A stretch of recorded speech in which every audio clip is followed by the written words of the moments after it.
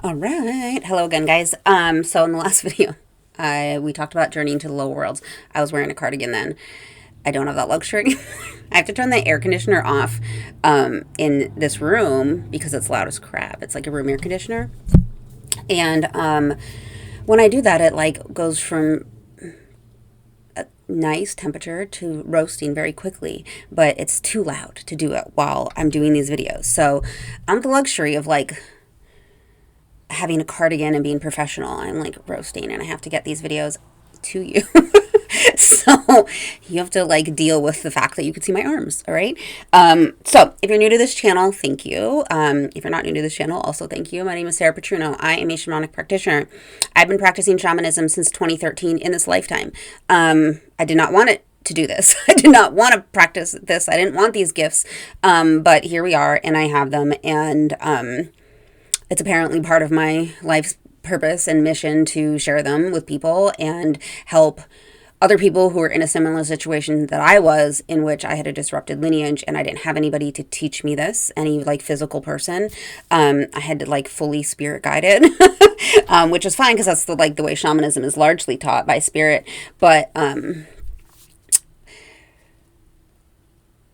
I want to make this accessible and easy to understand, and not just in books or in like explanations that aren't as accessible to a layperson who isn't all up in the spirit realm and the spirit world and like understanding like spirit, how like that all works.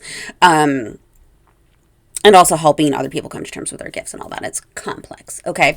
So what we're going to do in this video is I'm going to talk about, I have notes over here, soul retrieval and soul loss. This is one of the core practices of shamanism, or the core beliefs of shamanism, is this idea of soul loss. And then a core healing practice is this soul retrieval, of calling this aspect of our soul back. So let's get started and go into it and what soul loss is and how soul retrieval works. Now, before I get started with this, please know that there have been entire books written about this subject. I have a class on this in like a workshop, a 2-hour workshop, in which I go into this in like an hour and a half, and then we do a journey on it. And I'll put a link to that below. I also have a guided meditation that's a standalone guided healing journey where you can listen and go on a guided healing to do this yourself. And I also just made a video on how to journey to the lower world. So just like go to the last video on my YouTube and you can teach yourself to journey to the lower world and ask your spirit guides to help you with this and do a soul retrieval for you. There's many avenues for you to do this. But I wanted to just put out there that I'm going to try and explain to you in 10 or 15 minutes what it is and how it works. And there's like whole books on it and like a 2-hour class on it. So I can't put everything in this video that I know. And I don't even know everything there is to know. I've been doing this 9 years. And while I do, probably, I have some experience and I've done at this point, probably like hundreds, thousands of them. I learn something new every day, and I don't pretend to know everything about how all of this works. Okay. I just can share with you what my spirit guides have shared with me and some of the basics of it. Okay, so let's get into soul loss and soul retrieval. Now, within shamanism, it's essentially believed that there's like 2 major sources of illness or disease, and that is power loss / energy loss and soul loss. Okay, so in my prior video, where I explained what shamanism is and how it works and where it works, we talked about this idea that there's at least 3 bodies to our human experience. Okay, we have a spirit body, or our soul, we have an energy body, and we have our physical body. Shamanism works here. Okay, our physical body is here in the physical world. That's this vessel. Okay, now within the context of shamanism and shamanic healing and spirit healing, we have our physical body, which is in what we call the ordinary realm, and then we're also connected to our energy body and our spirit body, which are all kind of layers here. So like our physical body is made of energy, right? And then we have our spiritual body, which is our soul. Some people call it the soul, which is also made of energy. Okay. And so I like to put the energy body in the middle because I think that the energy body is the basis for both the spirit, the soul, and the physical body. All right. So the idea behind shamanism and shamanic healing is that we can experience trauma, we can experience loss, we can experience energy loss, power loss, soul loss, intrusions. There's like so many different things that can happen shamanically. I'm just going to focus on soul loss. But this idea is that we can experience a sickness, if you will, a dis-ease here in our spiritual and energetic body. And then that, because the basic of our physical body is our energy body, that can then translate to something that we're experiencing physically, which is why a lot of people seek out shamanism in the first place, right? Is because they have something going on physically that has not been able to be resolved physically. Okay, that's a huge reason why people seek out shamanism, is they have some big physical thing that's going on, and they haven't been able to resolve it in the physical sense. And so they're like, I know that there's something going on here. It's not being resolved physically. And so where can I look to find a solution for this? And that's when a lot of people turn to shamanic healing, is because it deals with this, with the soul and the energy. Okay, and so it's really the soul level, energetic level healing. At least my lineage of shamanism is. I know that not all lineages of shaman focus as much on the energy, but most do, in the different ways that they address it. Okay, so within shamanism, it's believed that soul loss and power loss are the two major sources of illness. And the idea behind soul loss is that we have a soul, right? So technically we have an oversoul up here, a higher self, right? Here's us. This is the upper world, right? Where we've talked about that in previous videos, the worlds. But here's our higher self, okay? Our higher self is up here in the upper world, in this other realm. And when we incarnate into this body, we leave behind an aspect of our higher self, and we come down with a soul aspect. This is what I call this, a soul aspect, an aspect of ourselves. This soul aspect incarnates into our physical body, okay? So in our physical body, we are connected. We have a soul aspect, okay? And now this goes into like deeper layers than we're going to get into here, but what this also means is that there can be other soul aspects that are incarnated at the same time, technically. We're not going to go there right now because it's too much. But the idea is that we have our higher self, and an aspect of our soul gets incarnated into this lifetime, okay? What is the soul, right? What does our spirit body have? It has our memories, our experiences, our emotions, parts of what make us us, like our soul, right? The non-physical aspects of ourself, right? The non-physical things that make us us. That's the soul. The energy body, that's our our chakra system, our aura, our energy. Our physical body is made of energy. And then, of course, our soul also is made of energy. And so we have our composite energy body here and our soul. Okay? So let's now imagine something happens to you. And we're just going to stick to this lifetime to keep it easy. We're not going to go into other lifetimes and soul loss in other lifetimes, but we could if we wanted to. We could say that, well, if you've incarnated in another lifetime, you experienced the trauma in another lifetime, then that aspect of your soul is lost in this other lifetime, and you have to go retrieve it. That's the idea of soul retrieval, is this aspect of our soul fragments off and gets stuck somewhere. Okay. Now, the corollary to this in psychology would be like you're dissociating, right? In shamanism, we call it a soul fragment loss, a soul fragment. And the idea of this is, let's say something happens to you, something traumatic. It doesn't have to be life-threatening, though it can be. It can be a job loss. It can be a death of a family member. It can be poverty. It can be anything, really anything that's traumatic. It can be birth. Some women experience it during a traumatic childbirth. Anything that you've experienced that basically has like created a sense of like trauma or loss. Okay. What can happen is in that moment, an aspect of yourself, when you experience it, can fragment off almost like as a protective way, so that it can kind of like stay there and like process and like wait until you're ready to process, so that you can kind of continue to move forward and on with your life.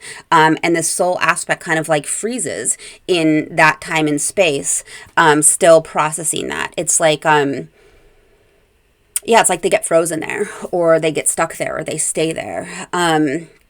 Now, it can be something that happened in childhood, like a traumatic thing that happened in childhood, and there's an aspect of yourself that was lost during that time, and it is there still in that moment of time, in that timeline, in that energy, and that's a soul loss. Okay, people who have had more traumatic things happen to them in their lives tend to have more soul losses. There's also instances where we reject parts of ourselves and we can create a soul loss. So where we, like, maybe in high school or something, or even growing up, if something that we identify as this part of me is not acceptable, this part of me doesn't fit in, this part of me isn't loved, we can reject that part of ourselves and create a soul loss. I did this probably when I first started out with shamanism, is because I didn't accept that part of myself. I was rejecting that part of myself. So I had to, I shoved that part out and I created a soul loss. And that's very common also. You're creating a soul loss where you reject and send away part of yourself. Most commonly, people think of soul loss as something that occurs during a traumatic event where you essentially like lose that part of yourself. That part of yourself, it's like almost like too painful to come forward with you. Over the years, I've come to consider it more of a protective mechanism that your soul and your energy does, so that you can kind of continue forward and come back later to process and heal that part of yourself when you're ready. It's like, especially with more traumatic things like deaths in the family, and just like more traumatic like events that you like can't fully process in that moment, and you have to kind of continue on with your life and come back and process and gather and like reconnect with that part of yourself later on. Now, that's essentially what a soul loss is imagine that this soul aspect is, and this whole soul aspect is like, it's not fluid. It's like it's an energy. It's a non-fluid like hologram. Think of it like that. And so there are many layers to this hologram. So you're not losing this entire soul fragment. You are losing an aspect of it. That's why they call it a soul fragment, because it's like an aspect of the soul. Okay. Now, get this. So how does that like then translate into your physical life? My cheeks are getting flushed. I told you it was hot. We're going to keep going. Okay. How does that translate to physical issues, right? So let's imagine you experience a trauma in your childhood. I don't know what happens. Abusive parents. We'll just go with that. Okay. And that part of yourself, due to the pain, kind of separates and pulls away and stays in that time and space. And then that aspect of the soul that leaves has a corresponding aspect of the energy body, because it's made of energy.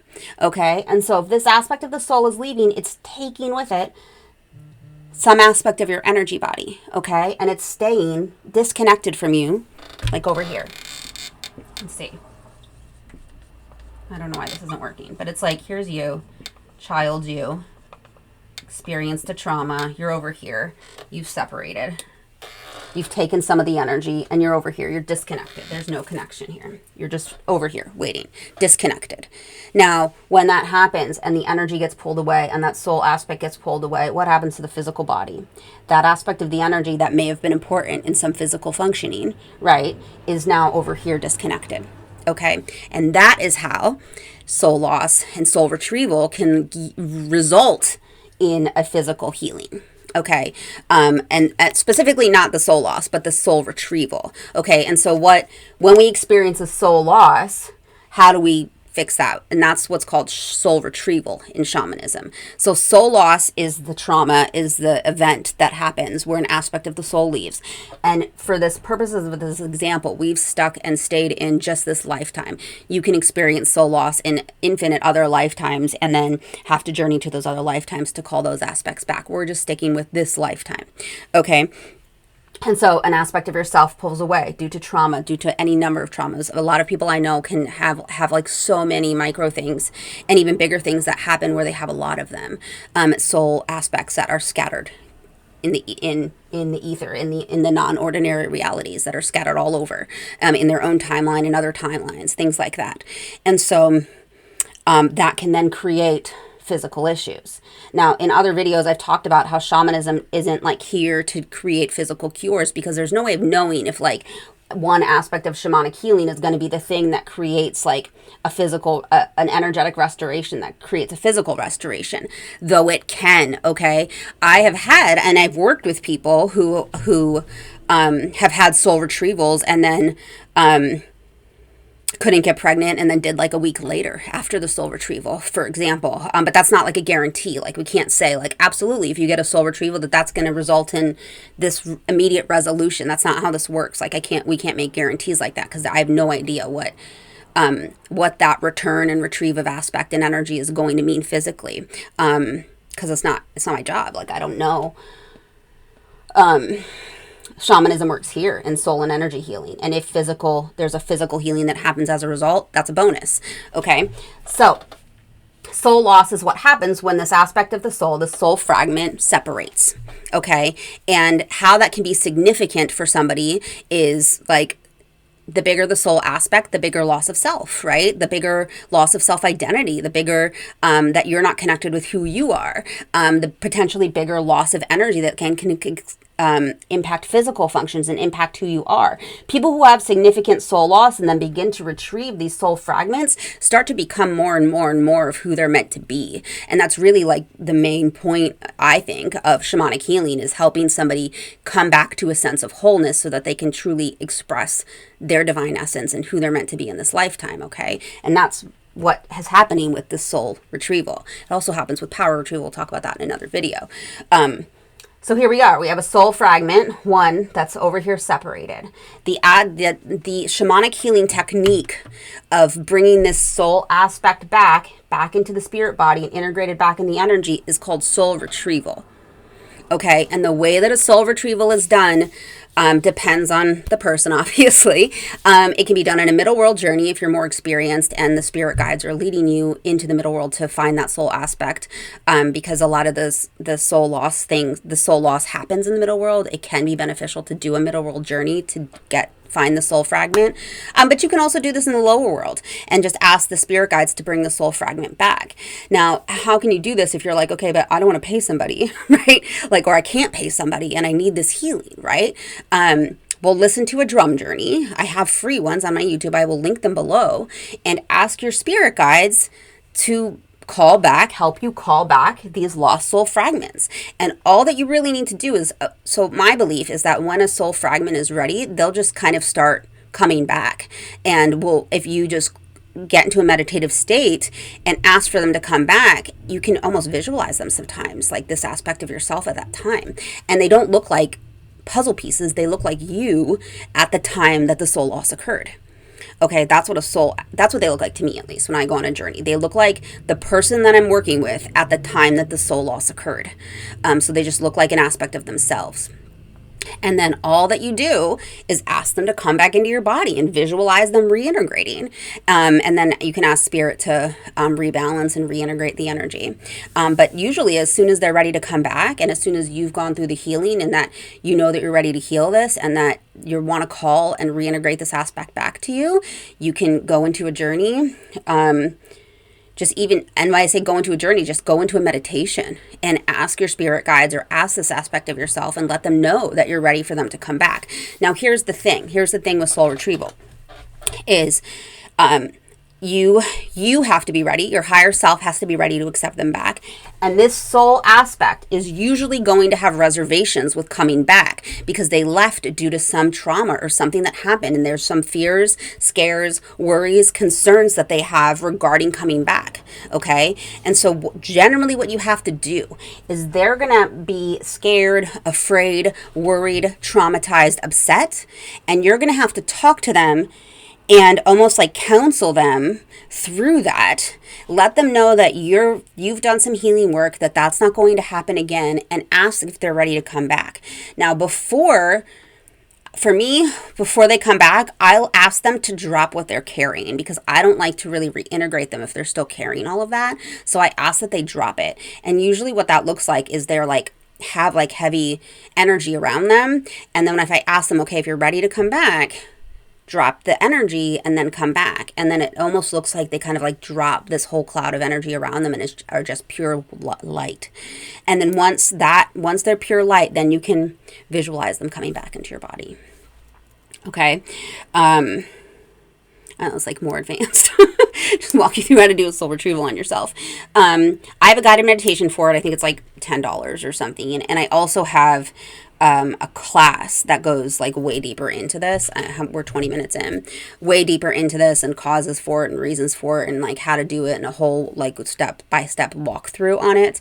But I feel like that's good enough. It's good enough for this video. We're 20 minutes in. But yeah, that's it. So that's soul loss, and then soul retrieval is the act of bringing that soul aspect back. And so when that soul aspect comes back, they're reintegrating into the soul, or the overall soul, and then reintegrating the energy. So they're bringing back the soul parts and then the energetic parts, and then that's how things can result, and there can be a physical healing. Yeah, I don't think there's anything else there. Now, where can soul aspects be? Other lifetimes. This lifetime, there's plenty for you to work with in this lifetime probably, and plenty for you to experiment in this lifetime probably. But doing these soul retrievals. So one more thing I want to add about this is this is considered a very intense shamanic practice. So it's not like, shamanism is not like Reiki, okay? So it's not like, shamanism is not designed to be like calming, like anxiety releasing, like stress reducing. That's not how shamanism is. Shamanism is considered a spiritual and an energetic surgery, a surgical procedure, a very intense shifting and movement of energy in your energy body and your soul, okay? And so when you, if you're going to pursue this and do a soul retrieval on yourself, even get into a meditation, listen to some drumming, ask your spirit guides to call these parts back to you. If you're going to practice this, I want to warn you that soul retrieval generally has some physical side effects, okay? And the reason for this is because you're bringing this aspect back into your energy, and it has to resettle, and your energy essentially has to reorganize to reintegrate this aspect. And when that happens, there's usually some measure of physical manifestation of the energetic shifting and purging that needs to happen in order for this soul aspect to come back. Okay. And because of the level of energetic and soul level reorganization, generally, even if you don't experience any physical symptoms of the reorganization of this, you're going to usually feel pretty tired. The soul retrievals, generally most people get really tired from it because it's energetically exhausting. It's very tiring. It's a big undertaking. A lot of energy's moving. Now, some people do experience physical manifestation of this reshifting, reorganizing movement of energy, this purging of energy, because you have to consider that this soul aspect is still part of you. When it comes back and it releases all that energy, sometimes you will also experience a physical release. This can be done emotionally, an emotional release. This can be done, some people get other types of physical release symptoms. My main symptom of release is like nausea and digestive. Like, even without plant medicine in shamanism, this still happens. It's like, it's very well known within shamanism that shamanic healing, you will vomit. Especially if it's you're working with plant medicine, and that happens less when you're not working with plant medicine, but it still happens because it usually almost always comes with a purge. So there might be other ascension symptoms. So ascension symptoms, that's like energy moving and shifting symptoms. So that could be headaches, that could be migraines, that could be sinus stuff, that could be digestive, that could be GI, things like that. And at the very least, you're probably going to be tired. So just be mindful of resting, taking care of your body like you're healing your physical body, because you're healing your energy body. Okay. All right. Bye, guys.